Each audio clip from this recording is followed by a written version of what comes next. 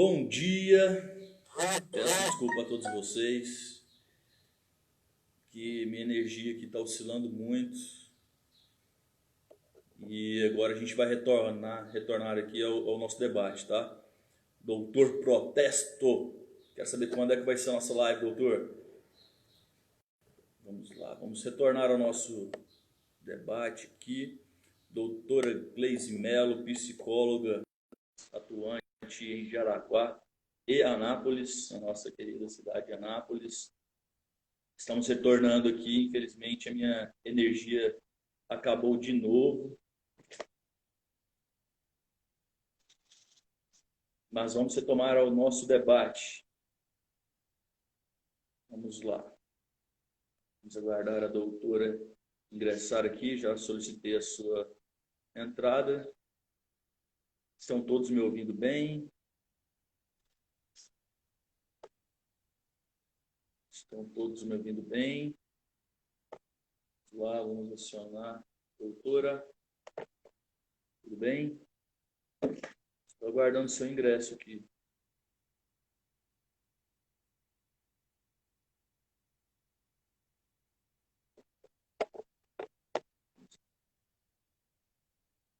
Tem uma perguntinha para a gente aqui já, sobre as medidas que são realizadas após a agressão de uma mulher. Vamos responder daqui a pouco para poder ter a sua audiência aqui até o final. Então, estou aguardando aqui, doutora. Agora vamos restabelecer, vamos voltar com tudo, melhor do que antes. Com certeza. Então, o que eu estava falando para a gente aí, que a gente tem que tomar, né, os cuidados aí para que os reflexos, né, não influenciem de forma negativa. A gente tem que saber administrar aí, buscar os meios, né, de tratamento, né, seja através da terapia, da psicologia, para que isso não resulte em um problema maior e seja necessário a intervenção de um advogado, né? Com certeza. Então, era isso que a gente tinha Inclusive, tem parado até uma aí. pergunta aí, doutor. Tem até uma pergunta sobre isso. As medidas que devem ser tomadas, né, após a mulher sofrer uma agressão. Isso. Foi realmente uma pergunta bastante pertinente, né, que eu estou guardando ela para que a gente possa responder ao final aí, porque serão as consequências, né, serão as consequências dessa ressocialização, né, das consequências do tratamento, né, e a nossa parte de conclusão da nossa conversa, para que a gente Com não certeza. fique aí perdido no nosso debate. Com certeza. Doutor, continuando, a pessoa, então, os idosos, como eu ia dizendo, eles realmente estão sofrendo também muita violência doméstica, com as pessoas esses dias em casa, o tempo todo, sem poder sair para lugar nenhum, sem poder trabalhar, convivem mais tempo. E convivendo mais tempo, é natural com que as pessoas é natural que as pessoas comecem a ter mais conflitos. Então, os idosos estão sofrendo muito. As pessoas os responsáveis por cuidar dele, não têm paciência suficiente em ficar tanto tempo ali com aqueles idosos. Também, uma das questões que fazem com que os idosos sofram violência, aquela questão de não querer custear a medicação daquele idoso, também. Então, A falta de como a gente estava paciência. dizendo mesmo, né, isso é uma forma de tortura também, né? Mas como nós Com estamos dizendo, certeza. né, é muito influenciável as condutas que foram praticadas para a criação daquela pessoa, né? Muitas vezes falam, né, dessa forma assim, não tem paciência com os idosos, né? Muitas vezes dizem que sofrem, né, as agressões, sejam verbais ou físicas, de modo gratuito, né? Mas se a gente for olhar o histórico dessa família, muitas vezes os próprios idosos, né, que são idosos hoje, não tiveram paciência para criar aquelas pessoas, para criar aquelas crianças, né? Trataram de forma rude, né? E isso como, né, faz parte, eu acredito, daquele índice, né, de 45% hereditário, né, e 55% comportamental, não é isso? Sim, é, Me corrija se eu 55, estiver. isso, desenvolvido pelo meio. Sim, doutor, mas Isso. também nós vemos aqueles idosos que tiveram toda a paciência do mundo também por cuidarem daquelas pessoas. Mas E aí as acabam, pessoas né, estão sofrendo. tão atarefadas com as suas coisas, com o seu dia a dia, as pessoas estão cada vez mais preocupadas em simplesmente acordar, trabalhar para pagar contas e dormir todo dia no mesmo horário. Então a pessoa, ela já deixou de viver. Ela não vive, ela sobrevive. Ela acorda todo dia na mesma hora, dorme todo dia na mesma hora, trabalha só para pagar as contas no final do mês e quando é dia 5 o dinheiro já acabou. E aí ela tem que Vive fazer um no. malabarismo para continuar o mês. E aquela pessoa, na sua impaciência, no seu estresse, na sua correria, mesmo que tenha sido educada, com o maior cuidado do mundo, com o maior amor do mundo, se esquece disso, muitas vezes, né? Por isso que eu falo que o comportamento também é desenvolvido pelo meio. Qual o meio? O meio social que a pessoa está inserido nessa Convívio, né? correria, nessa busca por sobrevivência. Então, esse meio social em que a pessoa está inserido a leva a esse tipo de comportamento e ela acaba se esquecendo dessas questões e desses valores familiares. O ter passa a tomar lugar do ser.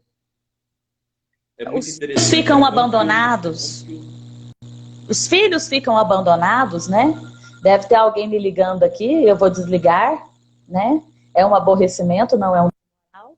Mas, e a pessoa não sabia também, né? Provavelmente não recebeu o convite da nossa live, por isso que está me ligando, mas Ah, tudo bem. então vamos A pessoa que. aproveitar. Isso. E aí, doutor, o que que acontece?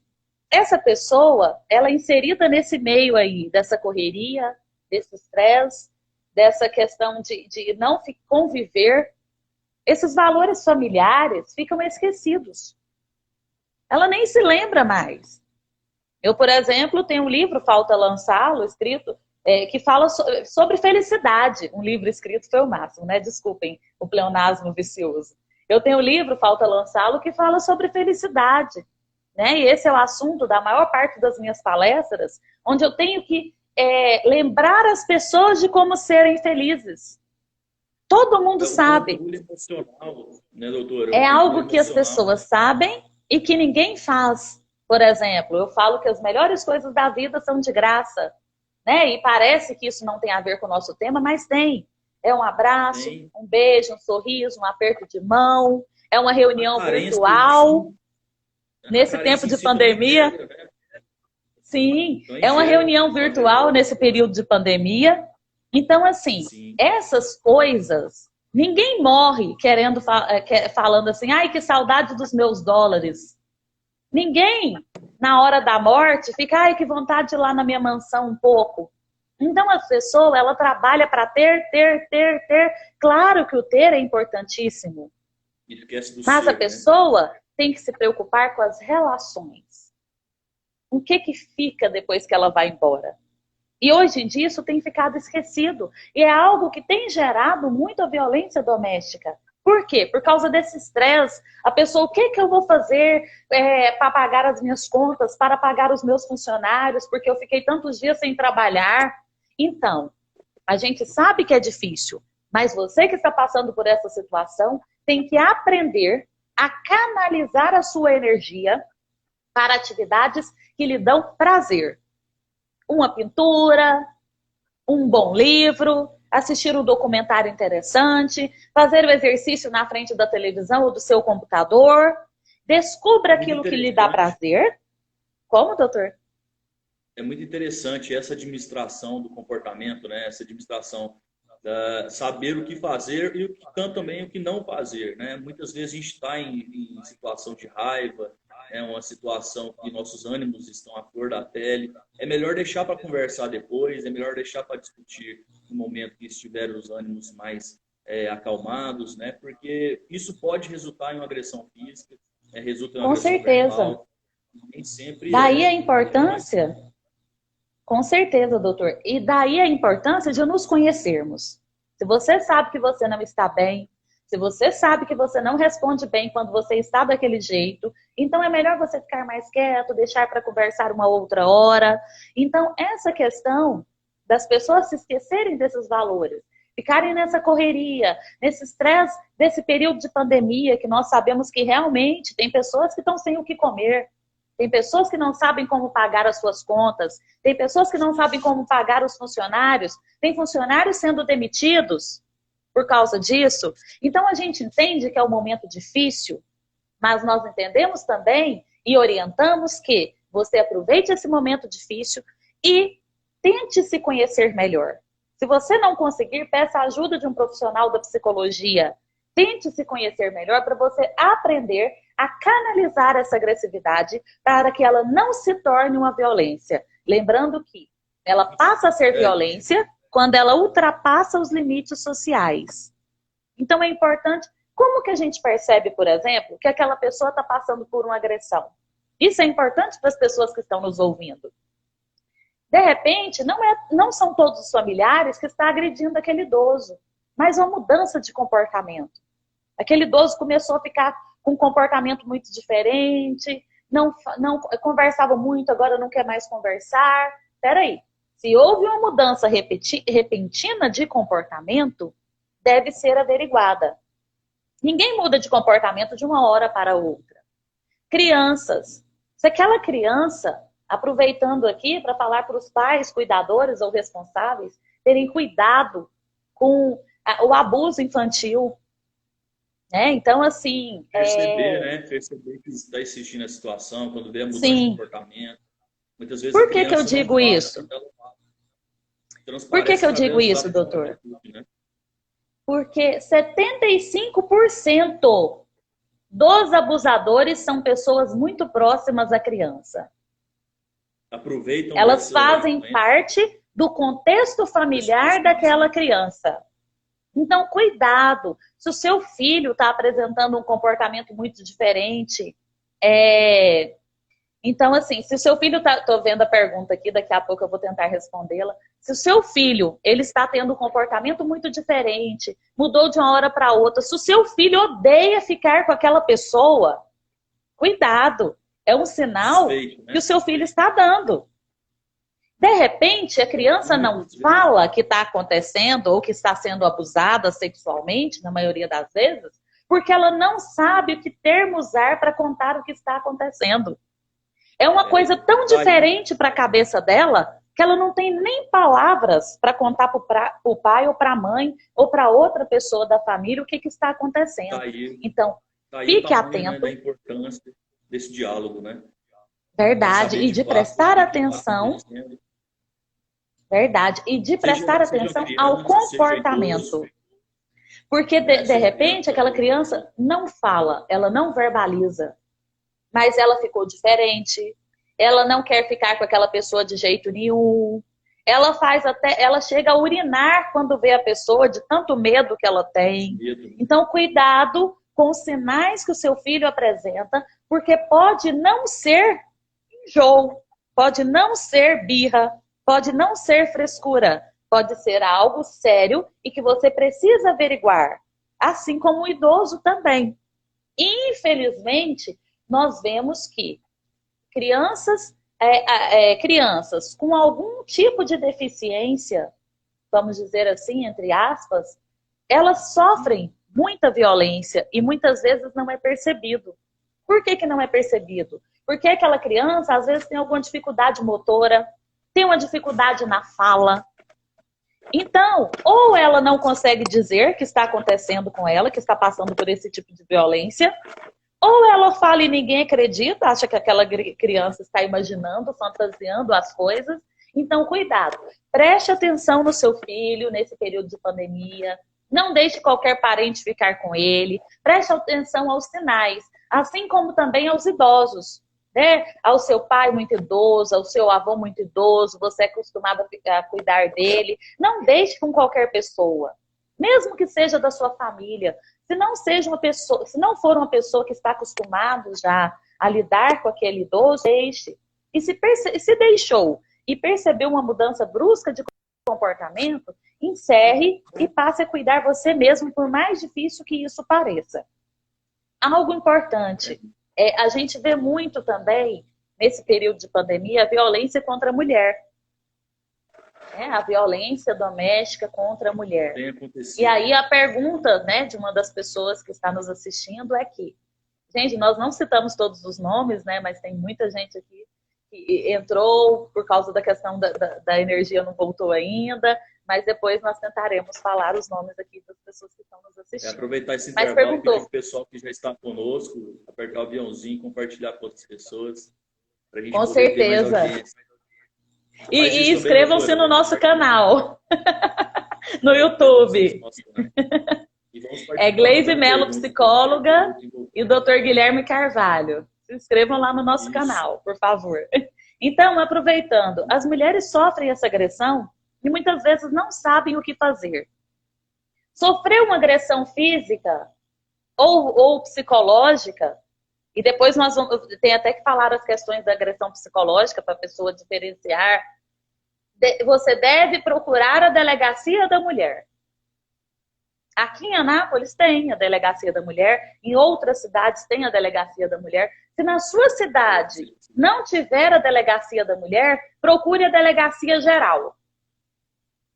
Sofreu essa agressão, procure imediatamente a delegacia geral. Se a delegacia da mulher estiver fechada, sim, se a delegacia da mulher estiver fechada, vá à delegacia geral, que eles farão todos os procedimentos necessários e encaminharão para a delegacia da mulher. Então, essa é uma dúvida, eu acredito que é muito... Como, doutor? No caso específico da mulher tem um número de contato, né, que é o número 180, né? Basta ligar que a violência está realmente uma viatura à disposição da violência doméstica em todas as cidades. Então, sim, essa parte aí o doutor Guilherme sabe melhor do que eu, né? É importante falar isso, doutor? Ainda bem. Porque às vezes a vítima não sabe a quem recorrer, né? Então, assim, por isso que é interessante. Chegar nessa situação, né? Porque para chegar na situação de agressão é porque já houve um constrangimento anterior que não foi resolvido, né? Como a gente estava dizendo aí, são muitas vezes reflexos dos próprios aborrecimentos que foram sofridos, seja com a própria pessoa que está sendo vítima ou até mesmo com fatos alheios, né, à questão familiar, que se espelham muitas vezes em questão de raiva, de rebeldia, com pessoas que não têm muito, né, relação com o fato constrangido. Então, assim, é importante, né, ter essa consciência de que quando se vê uma questão de potencializar, né, toda essa agressividade, o abuso, né, qual estamos tratando aqui, é importante tentar minimizar já com a identificação dessa forma, seja através de um tratamento psicológico individual, né, doutora, ou familiar, a senhora pode falar bem melhor do que eu sobre isso, sim, mas assim, para que a gente realmente não tenha que ingressar com as medidas judiciais e isso agrava, gera ainda mais consequências negativas para a pessoa, porque a gente sabe que o processo não é rápido, né? Para se resolver não é rápido, e é constrangedor também você ter que repetir sem número de vezes o que aconteceu, né, para as autoridades. Imagina só, eu imagino o constrangimento de uma pessoa que foi estuprada para poder chegar na delegacia e falar, aconteceu isso, isso, isso. Então, tem que acontecer, antes disso, medidas preventivas, né? Sim, as medidas preventivas são muito importantes, realmente. Tanto é que, nesse caso da violência doméstica, é indicado uma terapia familiar mesmo, né? Tratando essas questões com todos os membros inseridos nesse contexto. A gente percebe que realmente tem resultados excelentes, mas se essa pessoa tentou essa medida preventiva, fez essa terapia familiar, tentou resolver essa situação e sofreu essa agressão, essa violência doméstica, e sofreu essa agressão física ou psicológica, ou sofreu esse abuso, esse estupro, ela deve procurar imediatamente ajuda. ou ligando nesse número que o doutor Guilherme falou. Se você não tem acesso, não se lembrou do número, porque não é fácil a pessoa se lembrar de um número de telefone, estando com estresse assim e tão abalada psicologicamente. Procure a delegacia imediatamente. Se tiver delegacia da mulher, é da mulher. Se não tiver, ou se for outro tipo de violência também, a delegacia geral. Mas o mais importante é você não ficar calado, é você não ficar sofrendo essa agressão, você procurar a ajuda. Porque depois que você fizer isso, aí sim, você vai procurar uma ajuda psicológica. É importante você procurar uma ajuda psicológica? Sim. Mas o que você tem que fazer, principalmente após essa agressão? Procurar a delegacia. Não ficar calado. Porque se você ficar calado, você pode estar colocando a sua vida em risco. Por isso que é tão importante. Se a pessoa chegou a te agredir fisicamente, ou fazer outra coisa, seja lá outro tipo de agressão, ela pode fazer qualquer coisa. E a sua vida, né, está em risco. Você corre perigo de morte ali. Então, por isso que deve realmente procurar a delegacia imediatamente. E sim, procurar a ajuda de um psicólogo, consultar o seu advogado para saber os demais procedimentos, mas você tem que procurar ajuda. E essa ajuda, a primeira que você deve procurar é a delegacia ou ligando no número que o doutor Guilherme falou. Doutor, ainda é a violência psicológica. Né? De repente, vamos colocar um exemplo feminino, que é mais comum no relacionamento, ou de namorado e namorada, ou de marido e mulher. O que é essa violência psicológica? Essa violência psicológica, ele não te bate, mas ele te xinga. Ele não te bate, mas ele te proíbe de fazer as coisas, te proíbe de ver seus amigos, te proíbe de vestir as suas roupas. Eu já vi casos extremos da pessoa ser proibida de vestir as próprias roupas, ter que vestir as roupas do marido. Né? Então, assim, acontece. Não é só em filme, acontece na vida real. Então, se você... Ou seja, ele não te bate, mas ele te ameaça o tempo todo. Ele não te bate, mas ele fala que vai sumir com seus filhos, se você se separar dele. Ele não te bate, mas ele fala que vai matar os seus pais se você se separar dele. Então, eu estou contando exemplos reais para ficar mais próximo das pessoas e as pessoas entenderem exatamente o que é uma violência psicológica. Ele não encosta a mão em você, mas você está com depressão ou com ansiedade. Isso, mas ele faz uma pressão psicológica tão grande que você não vive mais em paz. Você não quer essa vida, não quer essa pessoa, mas não consegue se separar dela. E mais, algumas vezes ele faz você achar que gosta dele. E nesse contexto, onde você vive esse tipo de situação e não consegue dar um fim nessa situação, os dois precisam de tratamento psicológico. Você e ele. Você porque está doente devido a tanta pressão psicológica, até acreditando que gosta e que ama o agressor, e o agressor porque é agressor e precisa ser tratado imediatamente. Então, se você está passando por isso, procure ajuda. Não sofra sozinho. Procure alguém, conte para alguém da sua confiança, peça orientação para o psicólogo e para o advogado, procure o advogado. O advogado vai também te encaminhar para o psicólogo, se for necessário, mas não fique sozinho. Então, isso é a violência psicológica. Teve uma pergunta aqui, quando é que ultrapassa os limites sociais que nós estávamos falando? Quando a gente diz que a agressividade, quando ultrapassa os limites sociais, ela passa a ser violência. Quando ele começa a fazer coisas que a sociedade não aceita. Ou vamos dizer assim, quando ele começa a fazer coisas que, se nós formos olhar, são crimes. Ele não consegue segurar aquela agressividade, então ele bate, ele empurra. Existe um padrão, né, na sociedade que é estabelecido através dos códigos e através também da cultura, né? Sim, então quer dizer, isso não é aceitável. Bater não é aceitável. Te proibir o tempo todo de fazer as coisas não é aceitável. Ameaçar os seus entes queridos não é aceitável. Fazer você deixar de usar as próprias roupas não é aceitável. Te proibir de passar perfume porque as pessoas vão sentir seu cheiro e você vai chamar atenção, não é aceitável. É um absurdo e acontece. A pessoa não pode tomar banho, não pode lavar o cabelo, não pode escovar o cabelo. E geralmente, isso é importante, eu estou falando para as mulheres agredidas agora especificamente. Geralmente, essas pessoas, primeiro, eles se comportarão como príncipes. Como príncipes. Realizarão todos os seus desejos. Você será a pessoa mais importante do mundo para ele.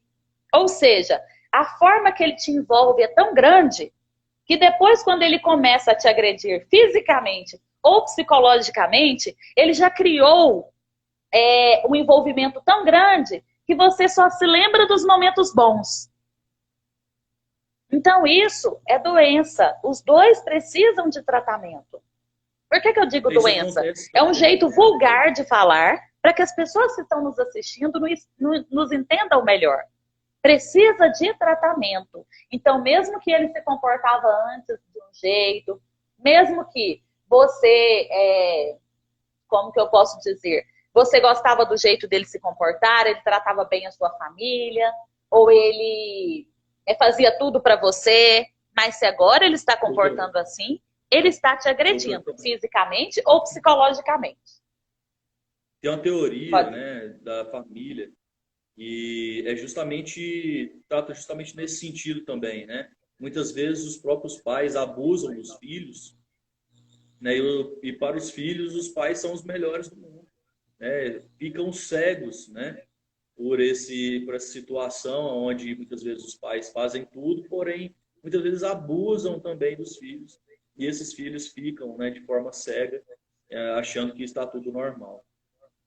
Né? Então, isso não acontece, não é só um relacionamento amoroso, onde é o homem e a mulher, ou então, né, a gente tem essas causas. E é muito difícil. Dois homens, né, que já tentaram, muitas vezes, aplicar Maria da Penha entre dois homossexuais. Né? Então, assim, existem várias variações. Né? E acho que interessante, né, que muitas vezes isso mesmo acontece, né, de forma inesperada entre qualquer tipo de relação, né? Seja um amigo do trabalho, né, que às vezes abusa, né, do seu subordinado, né, porque existe uma hierarquia, a pessoa abusa desse poder, né? Seja através dessa hierarquia familiar também os pais muitas vezes abusam dos filhos, muitas vezes também no caso da família, constituindo com por exemplo, o pai e a mãe, né, tem esse poder hierárquico, onde o pai exerce sobre a mãe tenta impor isso para os filhos e acaba virando todo generalizando, né, o problema na família. Sim, doutor, e é muito difícil para a pessoa imaginar ou admitir que está sofrendo uma violência ali por parte, né, dos seus progenitores. É muito difícil aquela pessoa que cuidou de você desde o seu nascimento, a pessoa onde você tem as suas referências, os seus valores. É muito difícil admitir que você está sofrendo uma violência ali. Então, por isso que, geralmente, essas pessoas não fazem nada. Porque elas têm medo até de falarem com alguém e aquelas pessoas ou não ouvirem, não darem importância, como nós temos aqui, por exemplo, uma pessoa que comentou, aqui eu estou tentando subir aqui, e tem um exemplo disso. Não estou conseguindo, mas depois eu acho. Ah, sim, consegui. Um comentário. As pessoas sempre com a capacidade de menosprezar o sofrimento alheio e dizem que não que é para chamar atenção. Né? Ou seja, a pessoa sempre com a capacidade de menosprezar o sofrimento alheio e dizem que é para chamar atenção. É muita negligência. Então, a pessoa tem medo de dizer que está sofrendo e o outro falar que é para chamar atenção. E não é só para chamar atenção. Nós não devemos menosprezar a dor do outro. Só o dono da dor sabe exatamente como dói. Então, aquilo que para você não seria um problema e que nós queremos, que nós conseguimos resolver facilmente, o outro não consegue. E aquilo que o outro porque a consegue gente resolver tá facilmente, falando desse de repente eu não comportamento. consigo. Sim, mas também depende da personalidade de cada um. Depende do modo de encarar a vida, vamos dizer assim, de cada um. Então, aquela pessoa não está conseguindo lidar com a situação. E ela não está fazendo isso para chamar atenção. Como exemplo disso, nós vemos que aquelas pessoas que querem cometer, que estão pensando em cometer suicídio, ela não quer, ela está pensando em cometer suicídio, quando ela começa a falar e demonstrar que quer morrer, a maioria das pessoas pensa que é para chamar atenção. E muitos dizem, quem quer morrer não avisa. Avisa sim. Quem não avisa também comete suicídio. E quem avisa, nós devemos tomar mais cuidado ainda. Nós vemos, por exemplo, quando as pessoas morrem, os outros vão nas redes sociais dela e falam, ela estava avisando. Ela estava avisando. E você não percebeu. Você que estava próximo não percebeu. Então, se aquela pessoa que está próxima de você está te pedindo ajuda ou mudou o seu comportamento bruscamente, seja criança, seja adulto, seja idoso, não importa. E se você percebeu isso, essas mudanças de comportamento, ajude essa pessoa. Pergunte como você pode ajudar. E mais, uma coisa muito importante, não julgue, ouça. De repente, aquela pessoa não te conta porque você não escuta. Você só começa a dar lição de moral, vamos dizer assim. Sim. Com receio começa a fazer julgamentos. Sim, começa a fazer julgamentos. Então, o que você tem que fazer? Ouça. Ouça. Aquela pessoa está te pedindo ajuda, ouça. E oriente quanto à ajuda. A pessoa está sofrendo, passou por algum tipo de violência ou abuso, qualquer coisa que seja nesse sentido, ouça, ofereça ajuda e oriente quanto à ajuda. Indique o depois, né? Sim, e depois em um outro momento, aí sim você chama aquela pessoa, conversa, mas no momento de dor, não é momento de lição de moral. No momento de dor, é o momento onde a pessoa deve ser acolhida, cuidada e ajudada. Depois sim, você conversa, explica o seu ponto de vista, quando aquela situação tiver sido resolvida e quando aquela pessoa estiver bem. Como bem você falou, doutor, não sabe como orientar? Indique para o profissional da área da psicologia. Não sabe como orientar, dependendo do assunto, se envolver essa esfera, né, jurídica, indique para um advogado, que ele vai saber orientar a respeito do assunto. Se você não sabe, vá lá com a pessoa, vá junto. Se você não sabe orientá-la, leve a quem oriente. Eu não sei como que acontece na psicologia, mas muitas das vezes, quando procuram, né, quando nos procuram como advogado, já está na última possibilidade, né? Já aconteceram vários agravantes e, por último, procuram, então, a solução. Quando não há mais alternativa, buscam, então, o amparo, né, do judiciário. Na psicologia, como que isso acontece? Muitas pessoas buscam de forma preventiva ou apenas forma reparativa, após, né? Como que acontece isso na psicologia? As pessoas, elas infelizmente, buscam, doutor, tratar isso antes ou buscam de modo, como eu penso, você disse, né, conversar com a pessoa, saber, né, quais são essas falhas, esses erros, e então depois buscam um profissional, ou antes disso já buscam as suas orientações. Como que acontece isso? Doutor, infelizmente, as pessoas só buscam tratar. Eles não buscam prevenir. A maior parte das pessoas, a maioria das pessoas, elas tratam. Por exemplo, elas percebem que estão adoecendo psicologicamente, mas não tratam.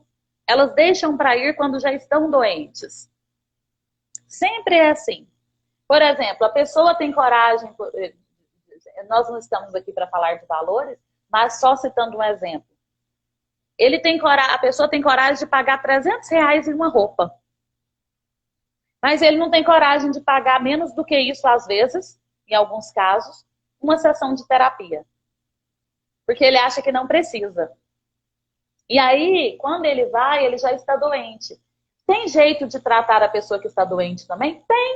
Tem jeito de tratar. Mas nós podemos prevenir. Sempre prevenir é melhor do que a prevenção sempre é melhor que o tratamento. Então nós devemos prevenir. Buscam muitas vezes métodos, né, alternativos para poder solucionar os problemas. Né? A gente sabe que o exemplo que eu vou usar aqui seria o álcool. Né?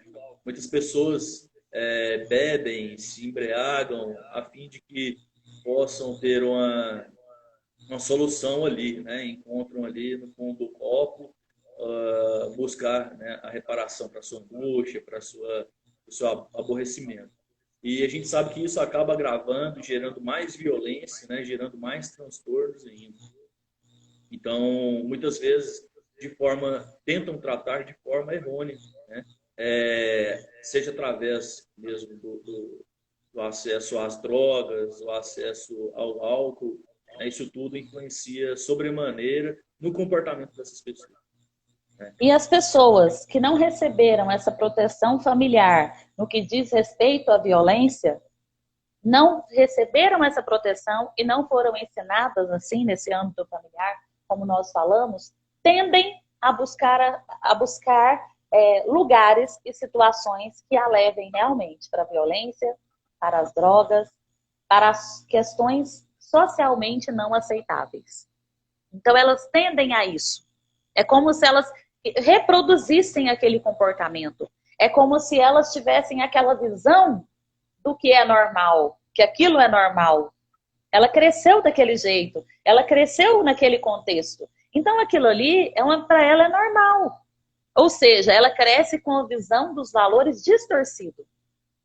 Né? A visão dela de violência é uma visão distorcida. O que nós vemos como violência, ela vê como normal. Socialmente, para ele é socialmente aceitável. E uma coisa muito importante que eu me criar essa consciência, né, doutor? Sim, e uma coisa muito importante que eu me esqueci de dizer no início, o que pode gerar a continuidade da violência? É a pessoa achar que ela não vai ser punida. Ou que a punição é algo muito simples, muito fácil de se cumprir. Então, a certeza da impunidade ou a certeza de uma punição muito branda, ela pode gerar, né? Estudiosos concordam comigo, outros não. Eu estou usando esse daqui, né? O Fiorelli e Mangini. Eu gosto muito desse livro aqui de psicologia jurídica. Tá? Então, eu estou me baseando nesse livro aqui hoje. Eu concordo com eles, por isso que eu me baseei nesse livro. E tem estudiosos que não vão concordar comigo. Mas é assim mesmo, a ciência é assim, né? Há correntes e correntes. Né? Então, assim, e é assim que nós vamos crescendo com esse debate, com essa construção do conhecimento.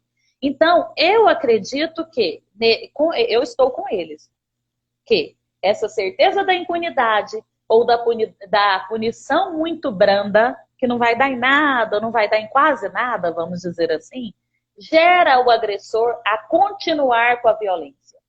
Por isso que eu falo, se você está passando por algum tipo de violência, procure ajuda.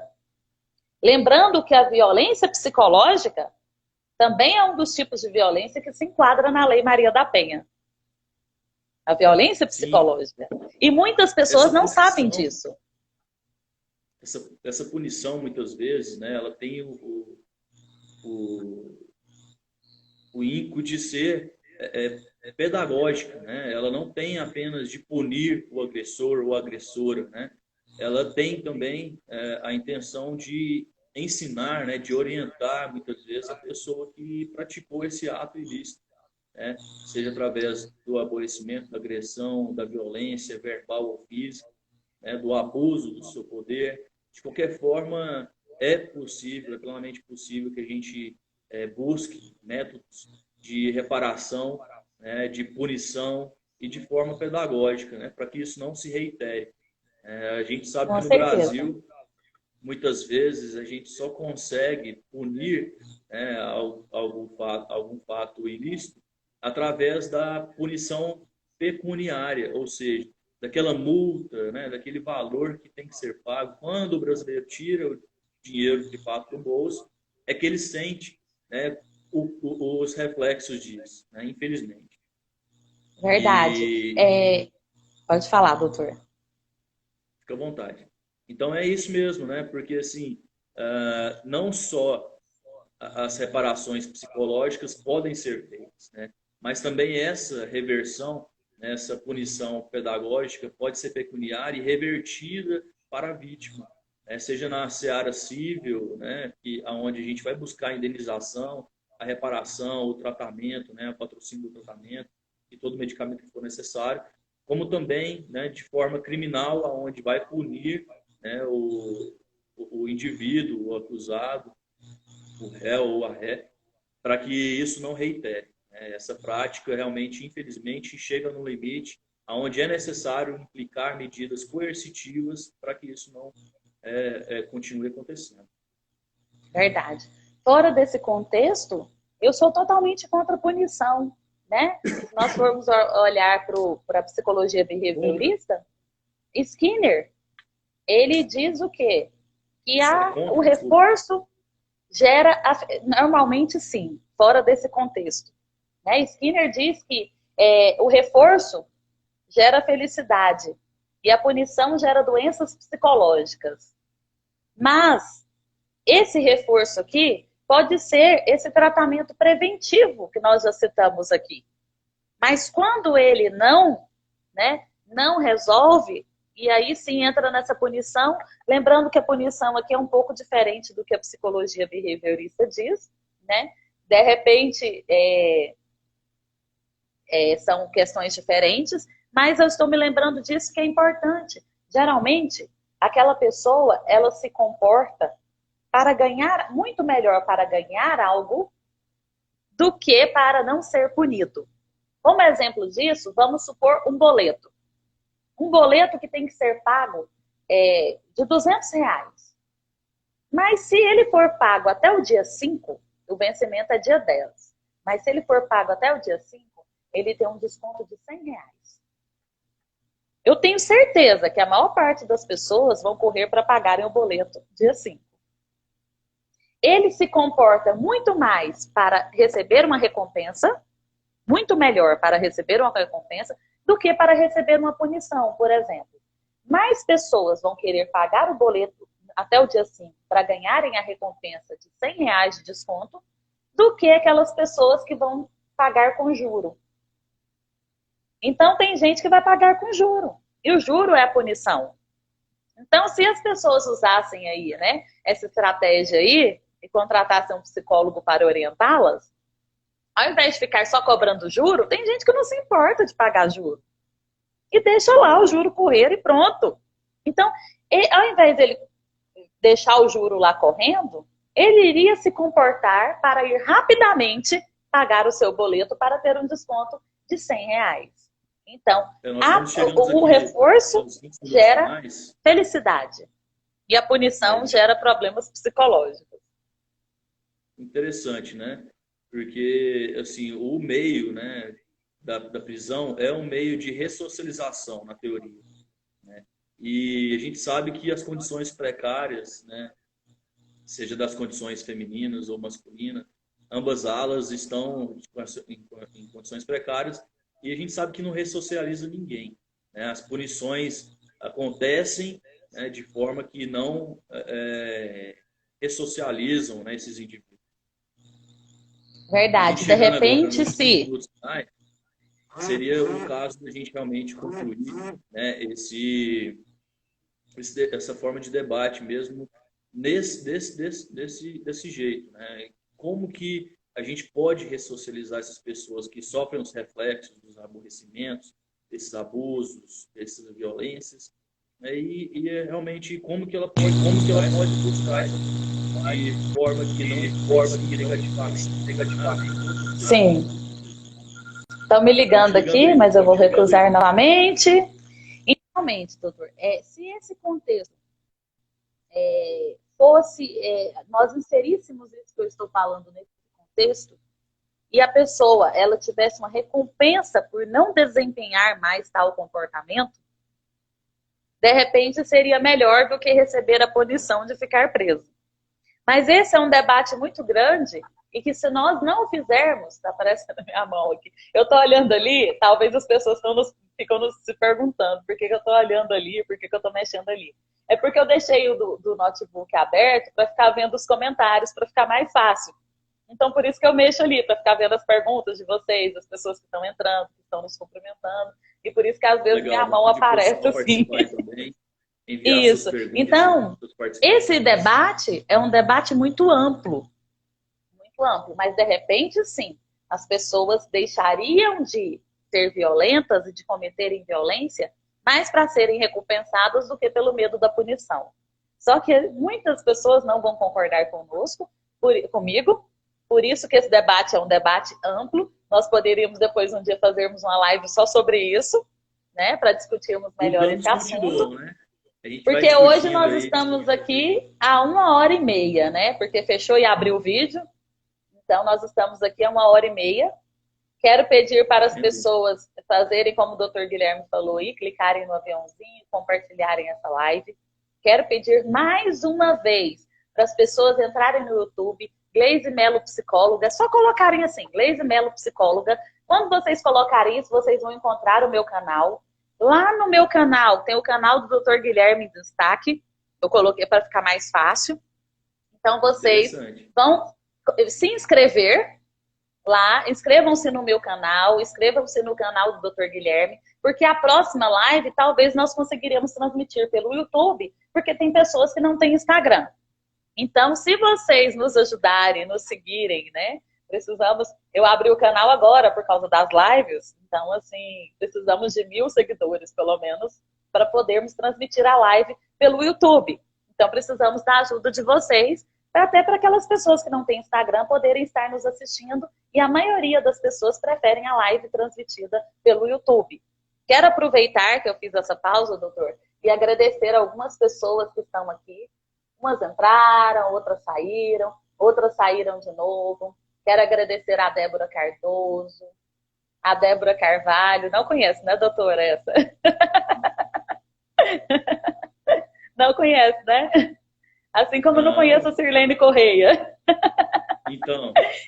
Então, eu tô falando assim porque é a mãe do doutor, né? E a minha mãe tá aqui nos assistindo também. Então, muito obrigada, Débora Cardoso, Débora Carvalho, Kelly Gouveia, Sirlene Correia, a Igreja Fonte da Vida de Jaraguá, a Clínica Médis, que é onde eu atendo em Jaraguá, está presente aqui também, nos prestigiando. Quero agradecer ao Alex Martins, ao Eloir Santin, quero agradecer à Vilma, à Nilda, a Michele, ao Jorge Saavedra, ao Jorge Braz.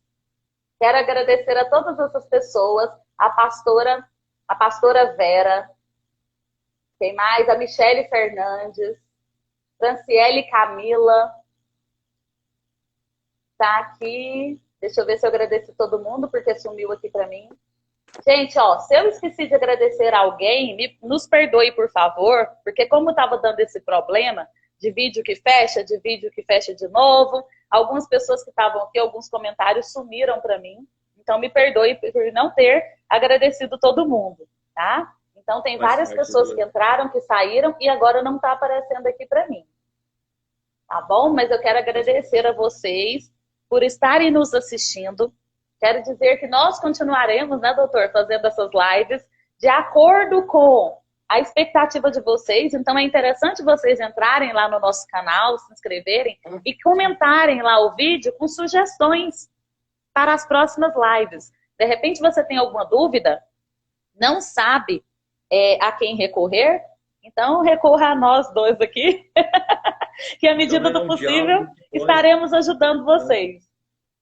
É um diálogo que tem intenção educativa mesmo, que conscientizar, né, as pessoas do que está acontecendo, dos riscos que nós estamos correndo, né, dessa vulnerabilidade em tempos de pandemia, onde todos nós estamos sofrendo desequilíbrio emocional, né, estamos vivendo por um período que jamais estimaríamos. Então, assim, Eu acho que é um embate muito necessário, conversar mais sobre violência, é o que tem acontecido, né? Nossos índices estão altos de agressões, embora não seja uma área que eu atue, eu realmente tento evitar a área criminal, né, no meu trabalho, no meu dia a dia, mas assim, é um tema que deve ser debatido, deve ser oportunizado a todos, para que seja essa reflexão chegada às outras pessoas que tanto necessitam de meditar, de pensar um pouco mais sobre as atitudes que estão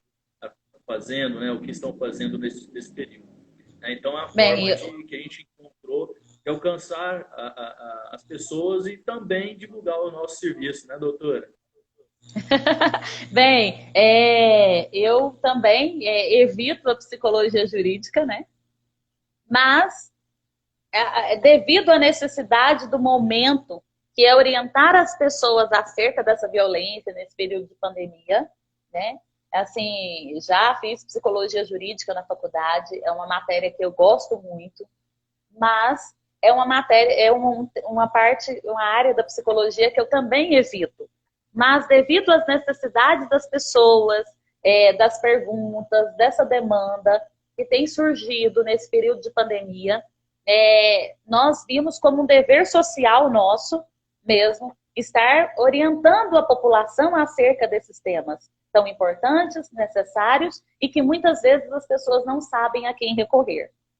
Então, assim, eu quero agradecer a essas pessoas que estão nos assistindo, as pessoas que entram depois e comentam, porque não podem estar assistindo agora. Por isso que eu peço ao doutor aí, porque eu não vou ter acesso aqui, porque eu estou pelo dele, de na hora que o vídeo se encerrar, clicar lá em salvar lá no IGTV, né? Porque a hora que clica lá, automaticamente fica salvo no celular, para que nós possamos compartilhar essa live no nosso canal também, para que mais pessoas tenham acesso. E quero também, Ótimo, vamos antes de me aproveitar despedir, isso. e Sim, quero, antes falou de de novo, me por favor. despedir, dizer o seguinte: se você está passando por algum problema, não sofra sozinho. Não sofra calado. Procure ajuda. Porque mais do que precisar, você merece ser feliz de verdade. E só é feliz de verdade quem não está passando por esses problemas. Não tem como ser feliz vivendo assim. Então, procure ajuda, não sofra sozinho, tá? E, se precisar, denuncie também, porque é muito importante. Porque a certeza da impunidade é que causa também mais incidência da violência por parte do agressor.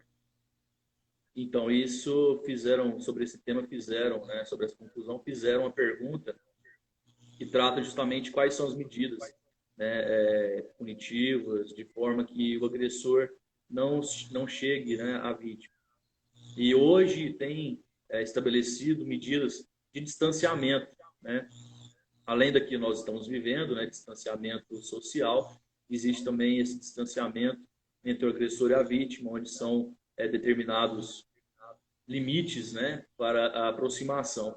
E só isso a gente sabe que não oferece garantia de que vai acontecer, de que não vai acontecer novamente, né? A vítima muitas vezes fica com receio de ir aos lugares que frequentava, de praticar as atividades que fazia, com receio de ter, né, essa vulnerabilidade e acontecer novamente ao que ocasionou a vítima.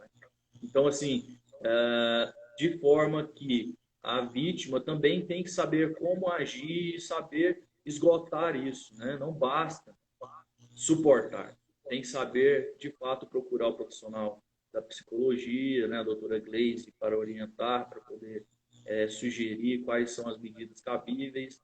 E muitas vezes, Doutor né, Guilherme, né, para orientar sobre essas questões jurídicas. influenciando até mesmo nas questões jurídicas, né, influenciando, de fato, incidindo nas leis, né, nos ilícitos.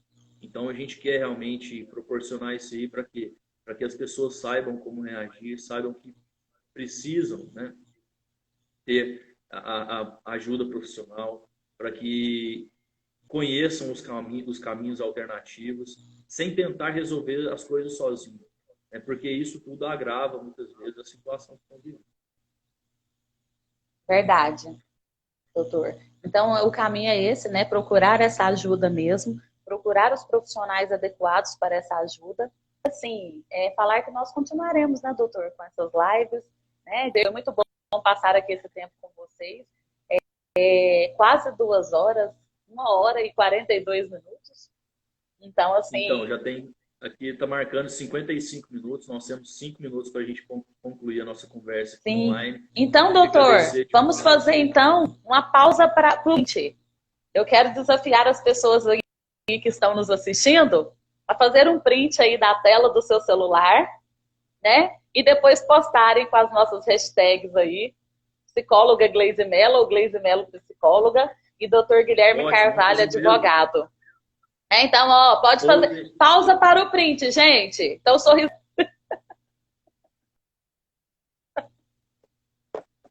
Ó,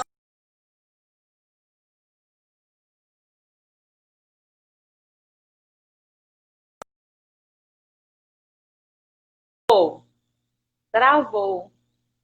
Aí. Travou mesmo. Foi um print de verdade. Até o vídeo contribuiu que travou.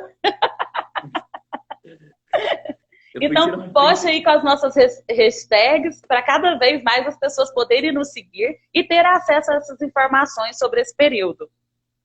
É isso. A gente precisa atentar aos comportamentos sociais. Nós estamos vivendo um período, né, que está desestabilizando o mercado financeiro e as pessoas. Né? As empresas estão muito aflitas, né? Estão muito ansiosas. E nós também, né, com o amanhã. Verdade. Então, que realmente a gente busque essa paz interior e alcance as outras pessoas de forma positiva. Né? Se a gente não conseguir, de fato, alcançar essas pessoas de forma negativa, positiva, que a gente saiba, né, orientar como que elas devem proceder. Né? Que a gente tenha os profissionais que podem ajudar, seja na área jurídica, seja na área comportamental, buscar sempre a ajuda de um profissional é indispensável. A doutora colocou aqui as hashtags para a gente poder ir compartilhando, para a gente poder ter mais audiência com vocês aí, crescer juntos. Contamos com a participação de todos, é um prazer sempre estar reunido aqui, conversando, dialogando com vocês, tendo vocês participando conosco, e queremos fazer isso mais vezes, né? Um diálogo que muito me acrescenta. Eu estou aqui no meu divã, né, conversando com a doutora Gleise Mello, minha psicóloga favorita, minha amiga querida, minha irmã em Cristo. Então, a gente pretende realmente desenvolver o diálogo que seja saudável para vocês e que possa acrescentar. Acredito que é um bom horário aí, ao sábado de manhã. É uma estratégia que nós tivemos aí para poder alcançar vocês. Estão em casa, estão muitas vezes acordando agora. É difícil, né? Já acordar e falar em violência. Mas os temas precisam ser abordados para que a gente possa ter essa resolução. É isso que a gente está falando, para a gente poder enfrentar os problemas da melhor maneira. Não quer dizer que a gente fugindo deles a gente vai resolver, né, doutora? Verdade, verdade. Então não temos que fugir do problema, né? Temos que enfrentá-lo, procurando solucioná-los da melhor forma possível. E você está olhando aí para cima porque nosso tempo deve estar acabando, né, doutor? Então, nós temos um minutinho aqui, né? E a gente tem esperança de que realmente vivamos dias melhores, que possamos influenciar as vidas das outras pessoas de forma positiva, que o conhecimento que a gente tenha seja transbordado na vida das outras pessoas e a gente possa ser utilizado por Deus como instrumento dele, né? Acima de todas. E é um prazer estar contribuindo, né, para a sociedade. Por isso que nós trouxemos esse tema que está tão em pauta. É um prazer. E eu quero mais uma vez agradecer muito vocês estarem nos assistindo, viu? Gente, um beijão para todos vocês e a gente posta a próxima live aí. Tá bom? Aceitamos sugestões. Comentem aí pra gente o que vocês acharam da nossa live, o que vocês esperam e quais são os assuntos que vocês querem para as nossas próximas reuniões, que vocês possam participar mais vezes com a gente. É um prazer inenarrável estar aqui publicamente na rede mundial de computadores, né, doutor? Então, pois é. À disposição, e que esse café, né, tenha mais vezes, mais